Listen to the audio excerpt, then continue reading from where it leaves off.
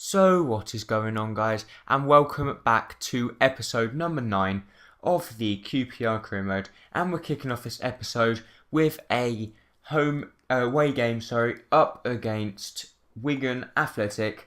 And as you know, Wigan have just beat Manchester City in the FA Cup final, and I thought Wigan truly deserved to win that, because if you look how well they played really well, and they actually scored a very good goal, and I thought they should have had a penalty throughout that game as well, but I thought in total Wigan were the better side. Anyway, we did have a good chance there through Ramsey, but unfortunately they do make a good save through their goalkeeper. I don't know whether they've got Joel, or they've either got Joel or Al Habsi in goal, but Aaron Ramsey there slots into the side of the net in the 29th minute. And what a goal it was. As you see from the replay, he left Emerson Boyce for good, and with a beautiful shot there into the side of the net, and we went 1-0 up. They do then have a good chance here through Espinosa, and he just puts it a little bit wide, fortunately for me, to make sure that they didn't score. But then Julio went and done that, give the ball away in the 39th minute, and he gave it to Aruna Kone. And if he's going to give it to anyone, he can't give it to Kone, because Kone is not going to be missing from there. As you see, Julio Cesar comes out, and unfortunately he can't redeem himself for the mistake he just made. Wigan did then go back on the attack through Sean Maloney this time, and Tarap takes him out from behind, and that was it. They went and got a penalty, and it just went from bad to worse for me. Tarap fortunately actually didn't get sent off. I thought he was going to get sent off, but I was happy he didn't. Sean Maloney stood up against Julio Cesar, who was going to come out on top, and of course it was going to be Sean Maloney as he puts that past Julio Cesar into the back of the net.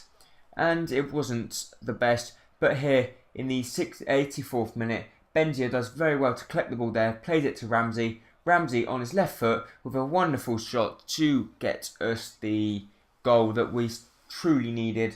And fortunately, after that now, we were then going to end up drawing, probably because it didn't look like we were going to go. And, well, it just didn't look like we were going to do anything from there, because we weren't really applying the pressure. And as you see there, we did end up drawing 2-2, which I suppose isn't the end of the world. It's not the worst result in the world. And we did then have another game, obviously. And this time it was up against Sunderland. And it was at Sunderland's place. I can't remember what their ground's called. Stadium of Light. It might be a Stadium of Light. Anyway, we did have a game up against them there. And they do then manage to get a corner here. Larson puts the ball in the box. And they do get up well here. But unfortunately for me, we do manage to get the ball clear only to the edge of the box. And Julio Cesar this time does actually manage to get down and to save it. They do start playing it a little bit risky there, but Benzia was a little too eager to try and get the ball, and unfortunately he got sent off for me there, which I wasn't very happy about Benzia getting sent off there. But straight here, Mignolet kicks it out. We win the thing there. Tarat plays it to Remy. Remy plays a lovely ball over the top to Diakite. Diakite one-touch control and chips over Mignolet with an absolutely beautiful finish, and that finish is absolutely delightful. And I wouldn't mind if we start scoring goals like that, because what a goal it was. And we did actually deserve the lead, to be honest. So I was very happy after us getting that lead. And unfortunately, they do go on the attack. And Julio Cesar is being a complete prat. I don't know why he done that. He completely messed that up for me. And because he done that, it ended up going out. It actually bounced up, and it was an easy header for the Sunderland player there, and that was actually how the game finished. It ended 1-1, and so far we've had 2 draws. We've had one from Wigan and another one from Sunderland, and as you see there, we did then get a international management offer, and we didn't accept it, because as you know, I only want players, only want a team that is going to be, well, it needs to be, for me, I think it needs to be Belgium, Spain, the likes of them, because otherwise I don't think it's worth it if they're not going to be. I just don't think it's worth it, to be honest. So we then had a very difficult game up against Fulham, and it was in the snow, so that means the players are going to have retarded syndrome. And Hugo says I wasn't showing signs of that in the early stages, as he made a good save there to deny them from getting the early lead. We do then manage to get the ball clear only to the edge of the box, but we did actually get it cleared then. We cut back inside through Granero. Granero has a good shot, and Schwarzer there stands up big and makes a good save. Here, Hoylett, with a very tight angle, manages to squeeze it in from there with an absolutely beautiful finish in the 29th minute. And I was very, very delighted that we had managed to score that goal because it was a big goal for us. And because that was such a big goal, because it put us into the lead. But straight after that, you know what I'm like.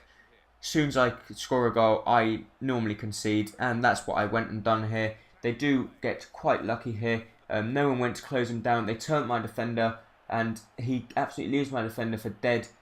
Cuts back inside, plays it there, and they do win the header there, which puts them back in the lead. And that was 33 minutes, and it was back onto level terms. And I suppose, I thought the way I was playing, I thought I might be able to try and pull on this one back, but Remy here cuts back inside on his right foot, and his right foot powers it into the back of the net. And as you know, Remy has got quite a few goals this season, and hopefully he's going to keep adding to his tally, which would be very good if he could. So, could we then hold on to the lead, or at least score another goal to relieve the pressure a little bit? But no, we couldn't. They go and turn my defenders inside out and slot it into the back of the net through Dejaj Ha, I think that's how you pronounce his name, in the 52nd minute. But we do get the ball here through Okore. Okore plays out to Townsend. Townsend to Mbia. Mbia plays into Remy. Remy this time cuts back inside once again on his favourite right foot, and a beautiful finish into the bottom corner. And we were absolutely delighted that we had gone back in the lead, and what a cracking game this turned out to be.